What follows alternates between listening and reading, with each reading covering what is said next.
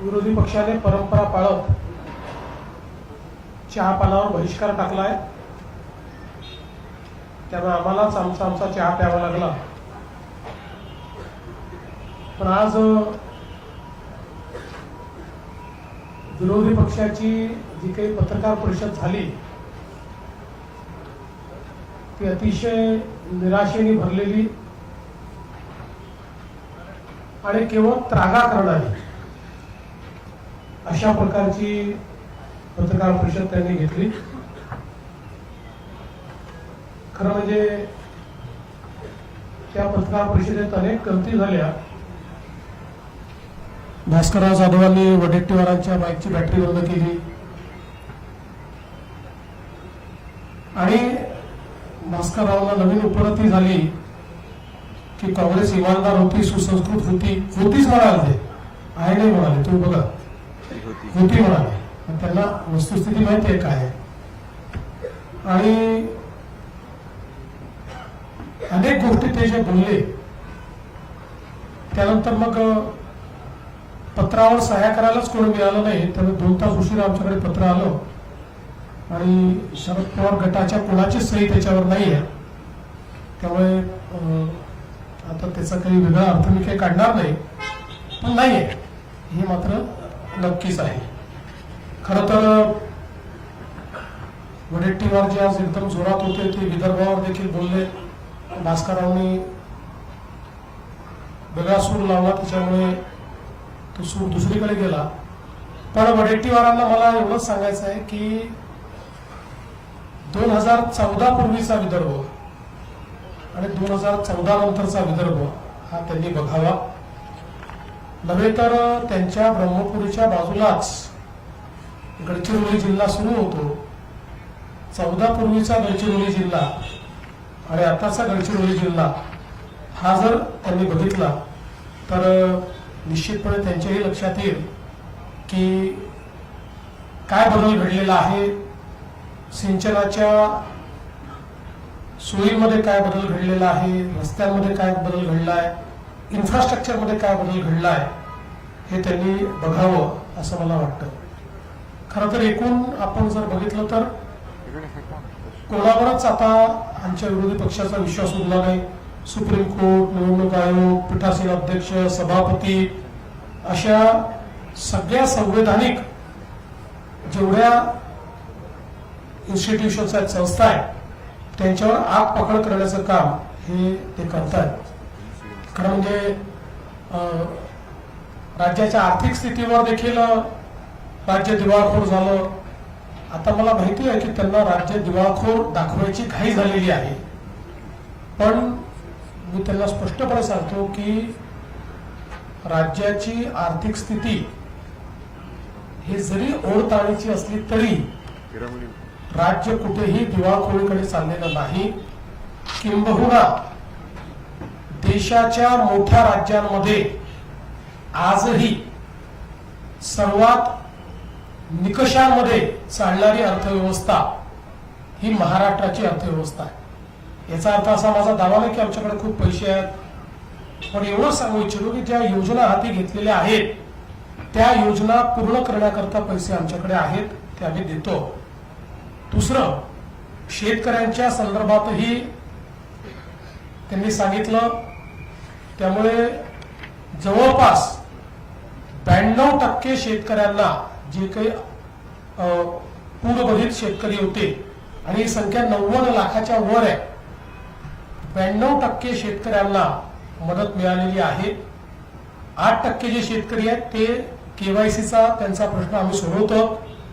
केवायसीचा प्रश्न असलेले जवळपास 12 लाख शेतकरी होते, त्यातल्या अर्ध्यापेक्षा जास्त शेतकऱ्यांचा प्रश्न आतापर्यंत आपण सोडवलेला आहे आणि उर्वरितही सोडवणं चाललंय। ते सोडवल्याबरोबर त्यांना आपण ते पैसे देणार आहोत। त्यामुळे हे म्हणणं की शेतकऱ्यांना मदत मिळाली नाही, अभ्यास न करता केलेलं अशा प्रकारचं हे विधान या ठिकाणी आहे।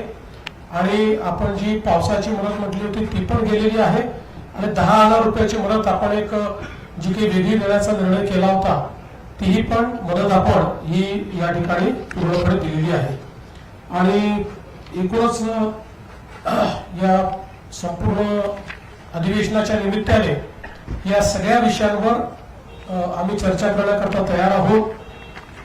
निश्चितपणे जे जे प्रश्न विरोधी पक्ष विचारेल त्या प्रत्येक प्रश्नाला समर्पकपणे आम्ही उत्तर देऊ.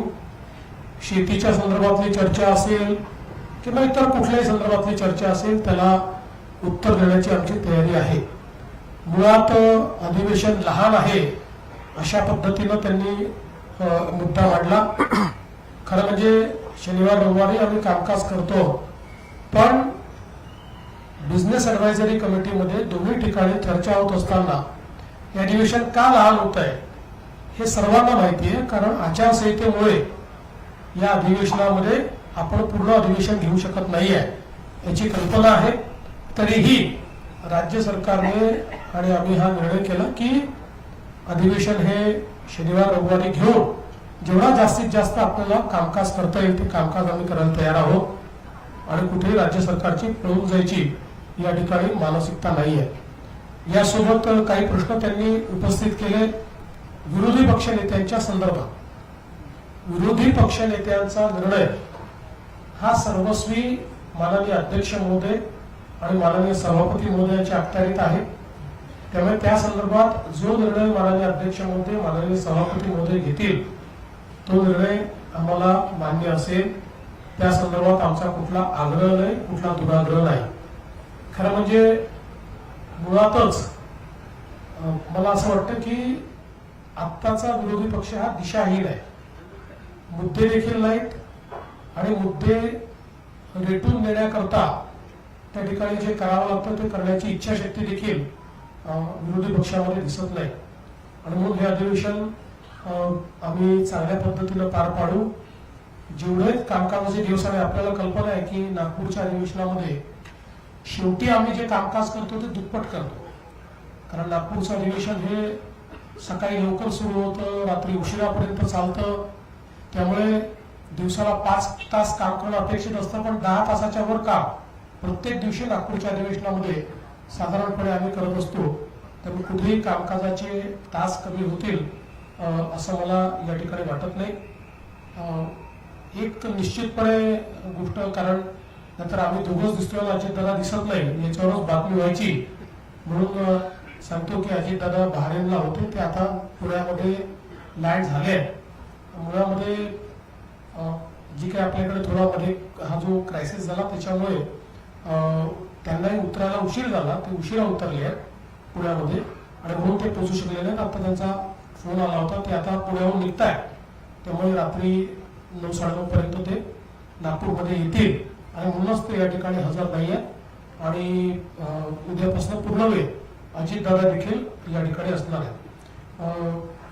जवळपास या अधिवेशनामध्ये 18 विधेयक आम्ही मांडणार आहोत. त्यातले काही फार छोटे छोटे आहेत, अगदी अनुषंगिक आहेत, काही मेजर विधेयक आहेत. अशी 18 विधेयक आम्ही त्या ठिकाणी मांडणार आहोत. आणि या विधेयकांवर चर्चा करून ही विधेयकं सगळी मान्य व्हावीत अशा प्रकारचा आमचा प्रयत्न या निमित्ताने असणार आहे. एकूणच नागपूर अधिवेशनामध्ये सुरुवातीच्या काळामध्ये आमच्या पत्रकारांची काही गैरसोय झाल्याचं मला समजलं, त्याबद्दल त्यांची दिलगिरी व्यक्त करतो. पण कोणीतरी कोर्टात जातं आणि मग काय काय होतं हे आपल्याला माहिती आहे, पण आता त्यातलंही आपण जो काही तो मार्ग काढलेला आहे आणि एक चांगलं अधिवेशन, जनतेच्या आशा आकांक्षा पूर्ण करणारं अधिवेशन करण्याचा आमचा प्रयत्न असेल. आणि विशेषतः नागपूर अधिवेशनामध्ये विदर्भ मराठवाड्यावर जास्तीत जास्त चर्चा व्हावी ही जी अपेक्षा आहे त्या अपेक्षेअनुरूप सत्तारूढ पक्ष तरी त्याच्यावर जास्तीत जास्त चर्चा घडवण्याचा प्रयत्न करेल.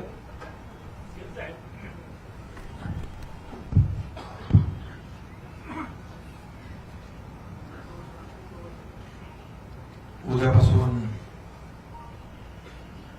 हिवाळी अधिवेशन सुरू होते. आपल्या सगळ्यांचं मनापासून स्वागत. मुख्यमंत्री महोदयांनी अतिशय विस्तृतपणे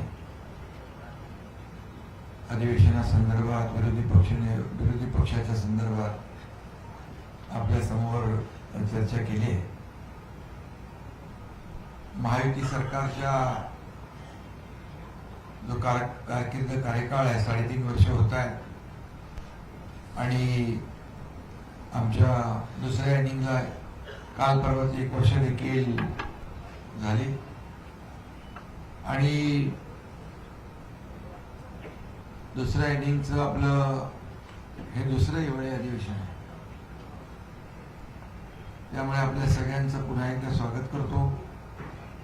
कालावधी कमी असला तरी सुद्धा विदर्भातल्या प्रश्नांना न्याय मिळाला पाहिजे अशी शासनाची भूमिका आहे आणि विदर्भाच्या प्रश्नांवर आता जसं मुख्यमंत्री महोदयांनी सांगितलं की विरोधकांनी चर्चा खरी म्हणजे विदर्भाच्यावर घडवली पाहिजे, परंतु सत्ताधारी पक्ष मात्र विदर्भातल्या अधिवेशनामध्ये विदर्भाच्या प्रश्नांना, समस्यांना, विकासाला न्याय देईल आणि चहापानावर तर त्यांचा जो काही बहिष्कार तो त्यांनी प्रोटोकॉल मेंटेन ठेवलेला आहे बहिष्कार घालण्याचा.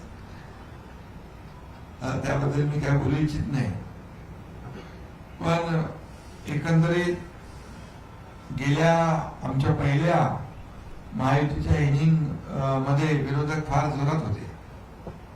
रोज तिकडे आंदोलन, अधिवेशनात, पायऱ्यांवर, सभागृहात कमी, पण बाहेर त्यांना आंदोलन करणं आणि तुम्ही सगळं त्यांचं टिप्पण करत होते, त्याच्यामध्ये आनंद मानत होते. ते आमची एवढीच भूमिका आहे की अधिवेशन हे लोकांच्या, जनतेच्या प्रश्नांना न्याय देण्यासाठी, वाचा फोडण्यासाठी आणि सरकारकडून न्याय मिळवून घेण्यासाठी असतं. परंतु विरोधकांना त्याच्यामध्ये काही स्वारस्य राहिलेलं नाही आणि त्यांना फक्त पायऱ्यांवर स्टंट करण्यामध्ये धन्यता ते मानतात. मी एवढंच सांगेन की यावेळचा विरोधी पक्ष अतिशय निष्प्रभ दिसतोय. म्हणजे त्यांची परिस्थिती, मी काय कोणाला कमी लेखत नाही, मी कोणाला अशी टीका करत नाही, परंतु अतिशय जी काही अवस्था आहे ती आपण पाहतोय. आणि झालेल्या निवडणुकांमध्ये देखील पत्रकारांनीच विचारलं की महाविकास आघाडीचे कुठे आहे, आपणच होतो, फिरत होतो ना सगळीकडे प्रचारामध्ये, पण म्हणजे नेते सगळे आपल्या घरात होते आणि कार्यकर्ते आपले सगळे वाऱ्यावर होते. कार्यकर्त्यांची निवडणूक होती आणि निवडणूक आयोग, कोर्ट याला नेहमी दूषणं देणारे, खरं म्हणजे ही निवडणुकीची मतमोजणी पुढे गेली, त्यामुळे तरी त्यांनी त्यांना धन्यवाद दिले पाहिजे निवडणूक आयोग, कोर्टाला. नाहीतर अशी परिस्थिती असती की अधिवेशनामध्ये फार वाईट परिस्थिती झाली असती.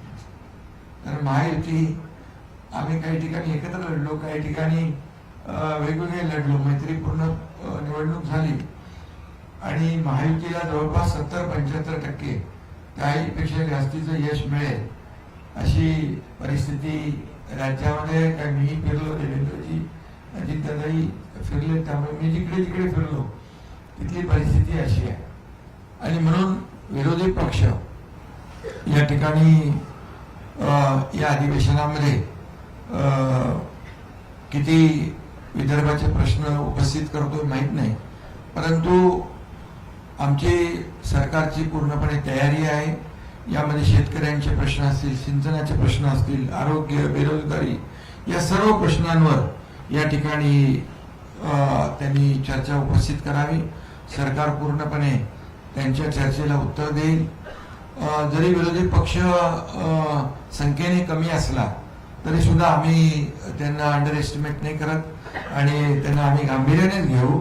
तसं म्हणजे आम्ही लोकशाहीमध्ये विरोधी पक्षाला देखील त्यांचाही मान सन्मान ठेवणारे आहोत. फक्त एकच आहे की लोकांच्या प्रश्न राहिले बाजूला, विरोधी पक्षनेता द्या, विरोधी पक्षनेता का देत नाही, विरोधी पक्षनेता का. मुख्यमंत्र्यांनी सांगितलं होतं की ते अधिकार अध्यक्ष आणि सभापतींचे आहेत, पण जनतेने त्यांना जे काही नाकारलं, छिडकारलं, विरोधी पक्षनेता बनणे एवढे पण संख्याबळ नाही दिलं. त्यांनी आत्मचिंतन, आत्मपरीक्षण केलं पाहिजे. लोकसभेमध्ये पण गेल्या मागच्या वेळेस विरोधी पक्षनेता संख्याबळ नव्हता म्हणून नाही मिळाला, यावेळेस लोकसभेत विरोधी पक्षनेता मिळाला. त्यामुळे त्यांनी प्रयत्न केला पाहिजे पुढच्या वेळेसाठी की विरोधी पक्ष नेते एवढे तरी संख्याबळ कसं मिळतं, संख्याबळ मिळवा आणि कमवा आणि विरोधी पक्ष मिळवा, पण तरी सुद्धा हा अधिकार पूर्णपणे अध्यक्षांचा आणि सभापतींचा आहे. आमचा कुठलाही त्याला विरोध नाही आणि आम्ही कुठल्याही परिस्थितीमध्ये या ठिकाणी जे काही लोकशाहीमध्ये जे आपल्याला करायचं आहे किंवा जे काही निर्णय घ्यायचे लोकशाही मानणारे आम्ही आहोत आणि त्यामुळेच 2.5 वर्षामध्ये जे महायुतीने काम केलं त्याची फलश्रुती विधानसभेच्या झालेल्या निवडणुकीत आम्ही टीम म्हणून काम केलं, त्याची फलश्रुती पाहिली. कारण अनेक जे काही स्पीड ब्रेकर टाकले होते महाविकास आघाडी ते आम्ही उकडून टाकले, लोकाभिमुख कल्याणकारी योजना केल्या आणि त्यामुळेच या राज्यामध्ये लँडस्लाइड मॅन्डेट मिळालं. देवेंद्रजी आता मुख्यमंत्री आणि आम्ही ते टीम म्हणून काम करतोय. आपण 1 वर्षाचा देखील पाहिलं की जो कार्यकाळ 1 वर्षातले निर्णय पाहिले, 2.5 वर्षाचे निर्णय पाहिले, 3.5 वर्षामध्ये जे काय काम केलेलं आहे ते जनतेसमोर आहे आणि त्यामुळे हा लेखाजोखा जो आहे हा जनतेसमोर आहे. विरोधी पक्षाकडून आम्हाला एवढीच अपेक्षा आहे की लोकांचे प्रश्न मांडा. हे काय विरोधी पक्ष नेत्याच्या खुर्चीसाठी, आमची लढाई खुर्चीसाठी कधीच नव्हती. आमचा अजेंडा खुर्ची नाहीये. आमचा अजेंडा लोकांनी, ज्या लोकांनी आम्हाला खुर्चीत बसवलंय त्या लोकांचे प्रश्न सोडवणे, त्यांना त्या समस्यांचा उलगडा करणे, त्यांना न्याय देणं हा आमचा अजेंडा आहे. आणि त्यामुळे निवडणुका झाल्या आम्ही ताबडतोब कामाला लागलो. कुठला आपला एक पहिला प्रकल्प आपण तिथं गेलो, हे निवडणुका झाल्या आता मुंबईमध्ये ऑरेंज गेट तो टनेल आम्ही ताबडतोब काम सुरू केलं. त्यामुळे आम्ही काम करणारे आहोत. ते स्पीड ब्रेकर टाकणारे, त्यांचा पाय ब्रेकवर आहे, आमचा पाय एक्सिलेटरवर आहे आणि त्यामुळे विकासाचं जे काय आम्ही काम पुढे नेतोय याच्यातून विरोधी पक्षाने थोडा बोध घेतला पाहिजे. हे काय सारखं जळजळ मळमळ जळी स्थळी, आता काय ते विरोधी पक्ष नेता देत नाही मग उपमुख्यमंत्री पद रद्द करा. अरे मी मुख्यमंत्री होतो तेव्हाही मला घटनाबाह्य मुख्यमंत्री म्हणायचे, आता उपमुख्यमंत्री आताही घटनाबाह्य. अरे काय लावलंय? इतक्या वर्षाचा अभ्यास तरी करा. इतके वर्ष राज्यामध्ये काय काय कुठली कुठली पदं होती आणि कसा कारभार चालला. महाविकास आघाडीमध्ये आणि उपमुख्यमंत्री पद होतं ते काय घटनाबाह्य होतं का? इतक्या वर्षाचं जी काय पद आहे ती घटनाबाह्य आहे. थोडा अभ्यास करून कायद्याचा मागचे रेफरन्स सगळ्या गोष्टी माहिती घेऊन बोललं पाहिजे. फक्त आपला एकच जळी स्थळी काष्टी पाशी एकनाथ शिंदे. अरे आणि मी तर काय कामातून उत्तर देतोय आणि मी आरोपाला टीकेने उत्तर देतच नाही. म्हणून तर जे काही महाराष्ट्रामध्ये लोकांनी मॅन्डेट दिलेलं आहे, कामाला दिलेलं आहे, कामाची पोच पोहोच आम्ही ती काही काम करतोय, डे नाईट काम करतोय, घरी बसत नाही. आणि त्यामुळे याचं आत्मचिंतन करावं आणि आत्मपरीक्षण करावं आणि नंतर बोलावं. आणि कोण बोलतंय? अरे विधानसभेत पूर्ण अधिवेशनाला पूर्ण वेळ तरी बसा आणि मग बोला. त्यामुळे मी जास्त काय बोलत नाही. आणि यामध्ये मुख्यमंत्री महोदयांनी अनेक गोष्टींना इथं त्याचा उहापोह केलेला आहे. आम्हाला हे अधिवेशन विदर्भात आहे, कमी कालावधी असला तरी सुद्धा त्याच्यात अनेक विधेयक, अनेक या विदर्भासाठी निर्णय सरकार घेणार आहे. बिलकुल सरकार सगळ्या चर्चेला उत्तर द्यायला तयार आहे. विरोधी पक्षाने फक्त सभागृहात येऊन भांडलं पाहिजे आणि फक्त अधिवेशनामध्ये येऊन फक्त आपली कोणीतरी दखल घेईल आणि मीडियामध्ये आपण सारखे दिसत राहू, यासाठी हे अधिवेशन नाही. हे अधिवेशन विदर्भाच्या जनतेला न्याय देण्यासाठी आहे आणि तो न्याय सरकार देईल. मगाशी मुख्यमंत्री म्हणाले की 2014 पूर्वीचं विदर्भातलं बघा. मी तुम्हाला सांगतो, सिंचन प्रकल्प महाविकास आघाडीमध्ये असताना शंभूराज इकडे आहेत, उद्धव ठाकरेंच्या काळात 2 झाले, 2 का 4 प्रकल्पांना सुधारित प्रशासकीय मान्यता दिली आहे. आणि आम्ही असताना जवळपास 185 सुधारित प्रशासकीय मान्यता दिलेली आहे सिंचन प्रकल्पांना. फरक बघा. कामामध्ये फरक बघा. हे तर एक उदाहरण आहे, बाकी इतर विभागाचे निर्णय पण बघा. त्यामुळे मला जास्त काय बोलायचं नाही. काय याच्यामध्ये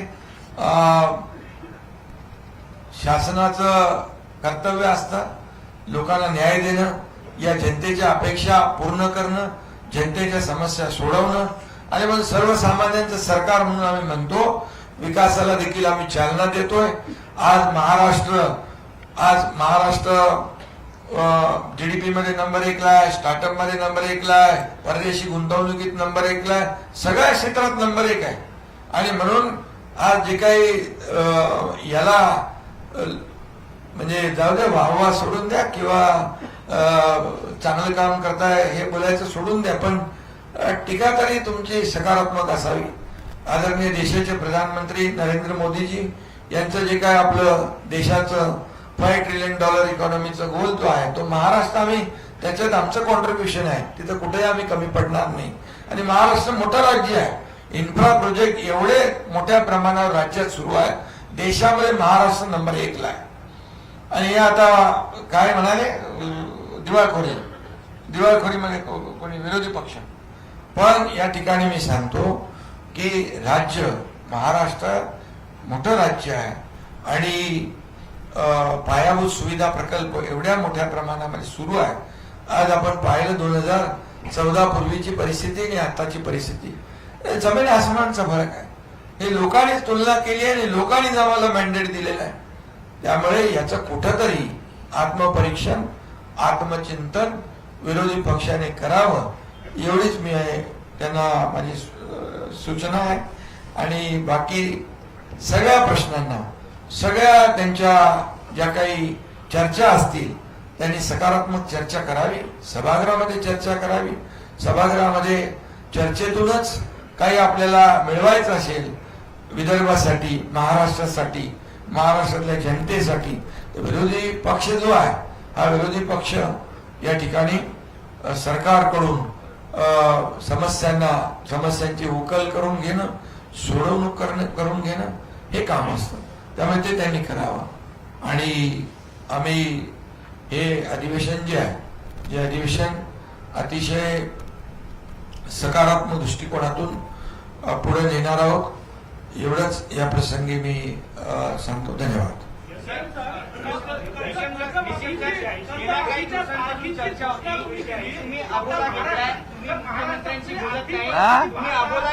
मुख्यमंत्र्यांशी बोलत नाही तर असा काही अबोला आहे का? आणि आता आम्ही काय करतो, रोज एकमेकांना फोन करतो ना, त्याचं तुम्हाला रेकॉर्डिंग पाठवतो. नाहीतर मग रोज फोटो टाकून इंस्टाग्रामवर टाकतो, नाहीतर मग हास्य जत्रेला जाऊया आपण. हास्य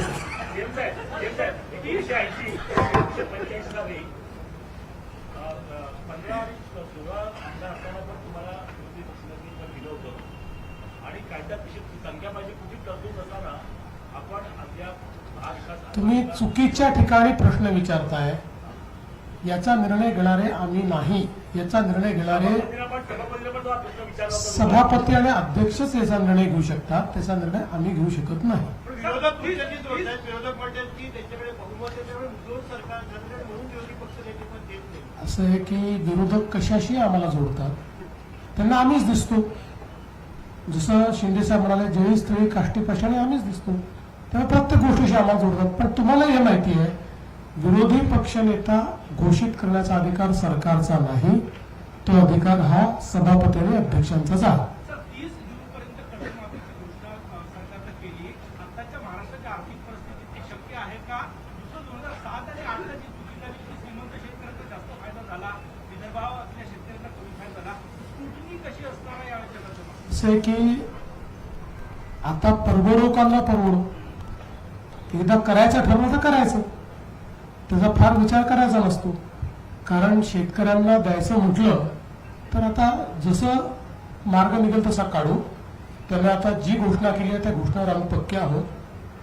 ती योग्य शेतकऱ्यांना आणि ज्याला आपण म्हणू शकतो पात्र शेतकऱ्यांनाच मिळाली पाहिजे, याकरताच आम्ही प्रवीण परदेशींची कमिटी केली आहे. या कमिटीला सगळा अभ्यास करायला सांगितलेला आहे. ती कमिटी आम्हाला सुचवेल, त्यानुसार त्याचे ध्येय, धोरण, नियम आम्ही तयार करू आणि पात्र शेतकऱ्यांना त्याच्यामध्ये आम्ही लाभ देऊ.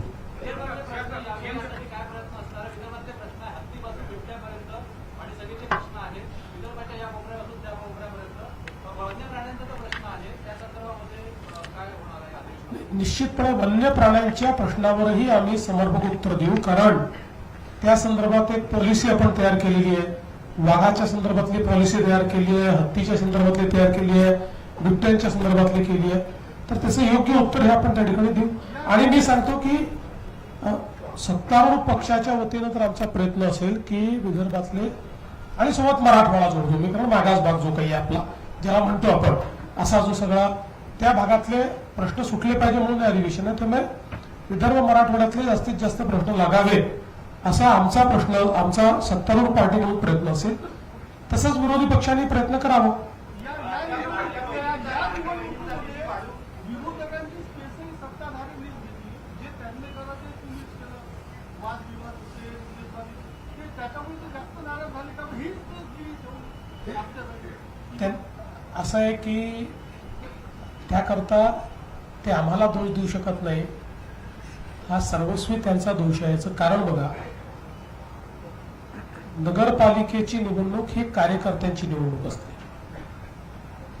आणि आम्ही तिघांनी बसून हा निर्णय घेतला की जे कार्यकर्ते आपल्याकरता राबराब राबतात, हाडाचं काढं करतात, त्या कार्यकर्त्याच्या निवडणुकीमध्ये आपणही त्यांच्या पाठीशी उभं राहिलं पाहिजे. 4-4, 5-5 वर्षाच्या गॅप नंतर निवडणुका होत होत्या.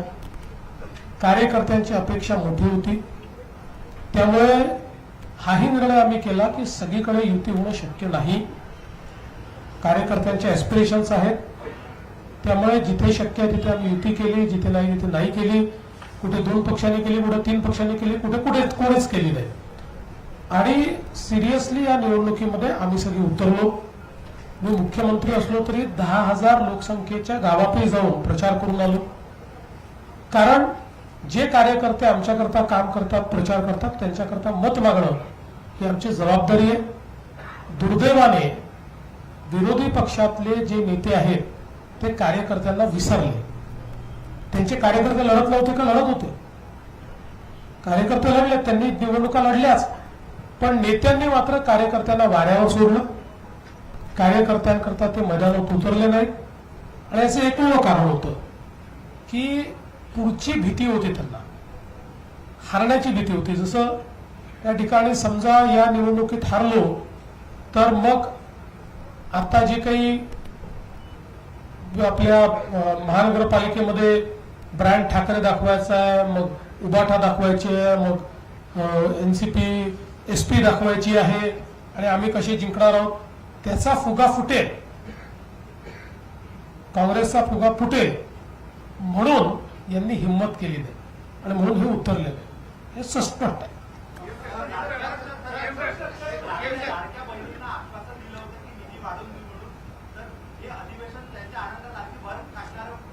योग्य वेळी योग्य निर्णय होतील, काळजी करू नका.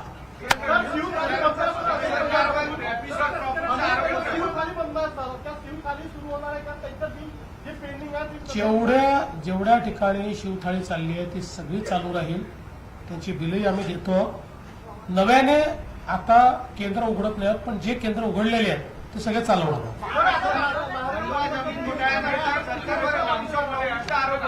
काय जमीन घोटाळ्यानंतर सरकारवर ऑफिस ऑफ प्रॉफिटचा आरोप होतोय. निष्पक्ष चौकशी होईल काय? चौकशी चाललेली आहे. काही लोकांना असं वाटतं की आज सांगितलं की उद्या उत्तर यावं, असं नसतं. चौकशी नीट करावी लागते, कारण शेवटी प्रत्येक चौकशीचा रिपोर्ट हा हायकोर्टात चॅलेंज होतो आणि चौकशी शॉर्टकटमध्ये केली, कोणाला संधी न देता केली तर प्रिन्सिपल ऑफ नॅचरल जस्टिसवर अशा पद्धतीनं हायकोर्ट ती चौकशी समितीचा रिपोर्ट खारिज करते आणि म्हणून योग्य ती संधी देऊन पूर्णपणे निष्पक्ष याची चौकशी होणार आहे. आत्तापर्यंत आपण बघा, अतिशय वेळेत या संदर्भात FIR दाखल झालेला आहे. FIR वर कारवाई चाललेली आहे, अटकही झालेली आहे. त्यामुळे इथे काही लपवालपवी करण्याचं कारण नाही.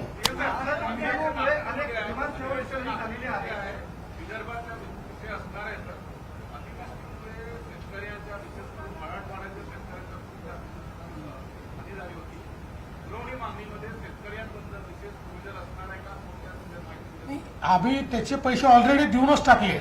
ही जी आम्ही घोषणा केली होती त्याचे पैसे दिले आहेत, त्याची तरतुदी आम्ही केली आहे. त्यामुळे आता त्याची पुन्हा तरतूद करण्याची आवश्यकता नाही. त्यात काही कमी पडले असतील तेवढेच येते.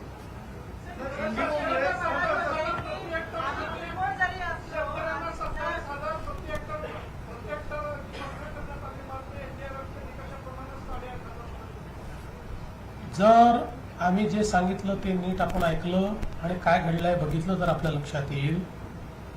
एनडीआरएफच्या निकषाप्रमाणे पैसे दिले, त्याच्यासोबत 10,000 रुपये वेगळे दिले आणि त्याच्यासोबत खरडून गेलेल्या जमिनीकरता वेगळे दिले, विहिरीकरता वेगळे दिले. असे सगळे पैसे जर तुम्ही बघितले तर जो पहिला शेतकरी आहे म्हणजे कोरडवाहूचा, ते कोरडवाहूच्या शेतकऱ्याला 8,500 रुपये प्लस 10,000 रुपये आहेत आणि मग खरडून गेल्याचे वेगळे आहेत. त्याच्यावरचा जो शेतकरी आहे बागायती त्याला 22,000 प्लस 10,000 आहे म्हणजे 32,000 आहेत त्याला. आणि मधला जो हंगामी बागायती आहे त्याला 17,500 आणि 10,000 असे 27,000 आहेत. तसे दिले. लोकशाहीची सत्ता पक्षांनी पायमल्ली केलेली आहे आणि आम्ही जरी कमी असलो संख्येने तरी आपलं बळ भरपूर आहे आणि त्यांनी लोकशाहीची भरपूर बळवान आहे. खरं म्हणजे लोकशाहीवर बोलण्याचा त्यांना अधिकारच राहिलेला नाही. याचं कारण भारताच्या संविधानाने तयार केलेल्या एकाही संस्थेवर त्यांचा विश्वास नाही. त्यांना न्यायालय मान्य नाही, त्यांना निवडणूक आयोग मान्य नाही, त्यांना आरबीआय मान्य नाही, त्यांना विधानमंडळ मान्य नाही, त्यांना विधानमंडळाचे पीठासीन अधिकारी मान्य नाहीत, त्यांना सीएजी मान्य नाही. त्यामुळे भारतीय संविधानावर त्यांचा विश्वास नाही, संविधानाने तयार केलेल्या संस्थांवर त्यांचा विश्वास नाही. त्यामुळे त्यांनी संविधानावर बोलणे हास्यास्पद आहे. अरे पहिला बेंचवाल्याने जर मागच्यांना ताब्यात दे.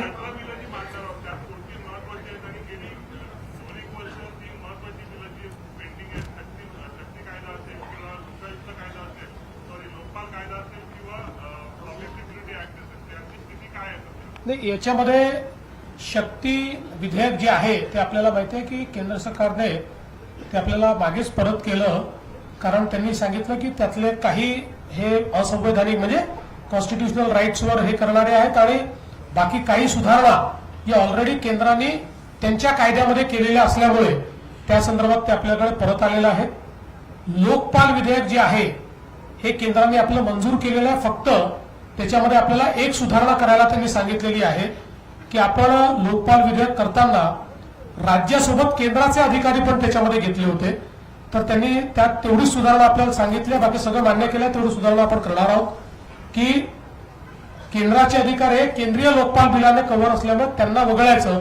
बाकी आपलं लोकपालाचं बिल त्यांनी जवळपास सगळं मान्य केलेलं आहे. आणि आपलं जे पब्लिक सिक्युरिटीचं जे विधेयक होतं ते आता अंतिम टप्प्यामध्ये आहे. ते लवकरच मान्य होईल. शिंदे सर, आज आदित्य ठाकरेंचा फ्लाईट मिस झाला. 11-12 दोनच दिवस उद्धव ठाकरे येणार आहेत. वाटतं व्यवस्थित विमान मिळून येतील अधिवेशनासाठी? मगाशी मी बोललो ना त्याच्याबद्दल. विमान मिस होणार नाही ना त्यांचं? मग विमान मिस होणार नाही. अरे बाबा, मी मगाशीच सांगितलं ना, आरोप टीका करायची असेल तर पूर्ण वेळ तर अधिवेशनात बसलं पाहिजे. कारण झालं विमानात आता उलट ते कारण चांगलं.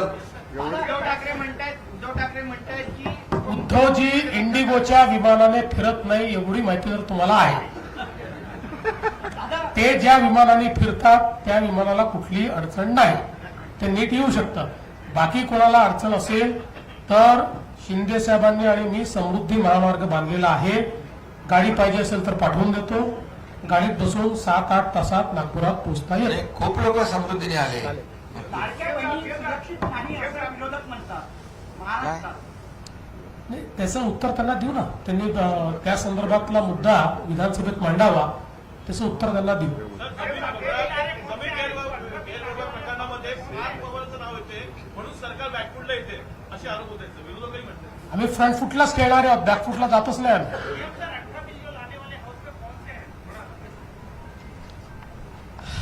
महाराष्ट्र सार्वजनिक विश्वस्त व्यवस्था दुसरी सुधारणा, महाराष्ट्र दुकाने व्यवस्थापना सुधारणा, महाराष्ट्र कृषी उत्पन्न सुधारणा, महाराष्ट्र धारण जमिनीचे तुकडे पडण्यास प्रतिबंध, महानगरपालिका पाठवून देतो यादी. तुम्हाला त्यांना पाठवा नाहीतर पटलावर ठेवतो. अपोजिशन ने लास्ट टी पार्टी कब जो है अटेंड किया था सरकार का, उस समय सीएम कौन था, अपोजिशन लीडर कौन था? उस समय सीएम पृथ्वीराज चौहान थे और लीडर ऑफ अपोजिशन खड़से जी थे. हम सब लोग गए थे, हमने पृथ्वीराज जी की चाय पी थी. कौन सी साल की बात है? 2011 की होगी. 11 कायदा आणि लवचिक कायदा या दोनसाठी काय ती आता अपेक्षित आहे. या संदर्भात कमिटी आपण केलेली आहे. माननीय ज्या आपले डीजींच्या अंतर्गत त्याचा रिपोर्ट अंतिम आहे, तो आमच्याकडे येतोय. घोषणा हुई, लेकिन आने वाले 3-4 महीनों में तो कंप्लीट डेवलपमेंट होने वाला क्या है. क्या क्या क्या इंडस्ट्रियल प्रोजेक्ट हाँ नहीं, कंक्रीट ही चल रहा है. आप चिंता मत करो, कुछ हल्का नहीं है, सब कंक्रीट चल रहा है. जो अनाउंसमेंट हुई है वो सारी इंडस्ट्री आ रही है. और हम तो बार बार अभी इस हाउस में भी हम बताएंगे कि हमने डाउस में जो करार किए थे उसमें से कितनी आई, क्या स्थिति है, सब बताएंगे. राज्यातील 4 सुपर स्पेशालिटी हॉस्पिटल खाजगी भागीदारी चालवण्याचा निर्णय सरकारने घेतला आहे का? कारण विधानसभा अद्याप तरी असा घेतली होती, दुसरी दिली होती. अद्याप तरी असा कुठलाही निर्णय मंत्रिमंडळापुढे आलेला नाही.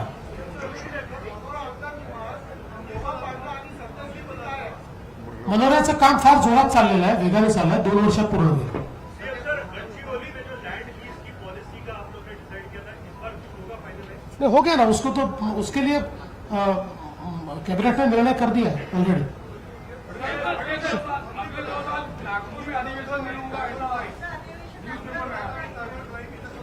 हाँ त्या संदर्भात केंद्राने एक कमिटी केली आहे. ते सगळ्या राज्यांकडनं त्यांनी त्या त्या राज्यांचं म्हणणं काय मागवलंय त्याच्यावर ते अंतिम निर्णय करतील. चला, धन्यवाद. येदू हा?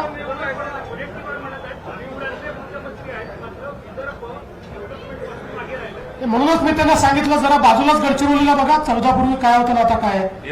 त्यांचे डोळे बंद हा प्रॉब्लेम आहे. काय येदू जोशी काय येतो.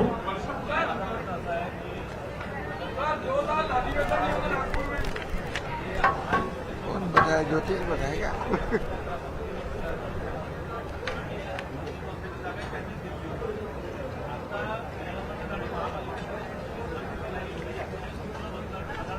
पहिली गोष्ट तर आम्ही जरी एकमेकाच्या विरुद्ध लढत होतो तरी पूर्ण, मी आता समजा ज्या काही सभा केल्या 38 आणि अजून 5-6 फोनवर केल्या 42 सभांमध्ये कोणावरच टीका केली नाही. म्हणजे आमच्या मित्रांवर तर प्रश्नच नाही, विरोधी पक्षावरही टीका केली नाही. माझं एकही भाषण दाखवा की मी ज्यात विरोधी पक्षावरही टीका केली आहे. मी फक्त त्या ठिकाणी विकासाचंच त्या ठिकाणी बोललो.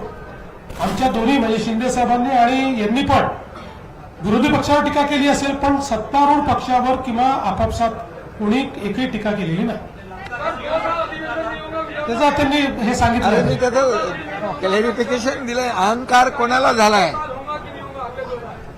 हर साल होगा. अहंकारी कोण आहे मी सांगितलं ना. चला, धन्यवाद.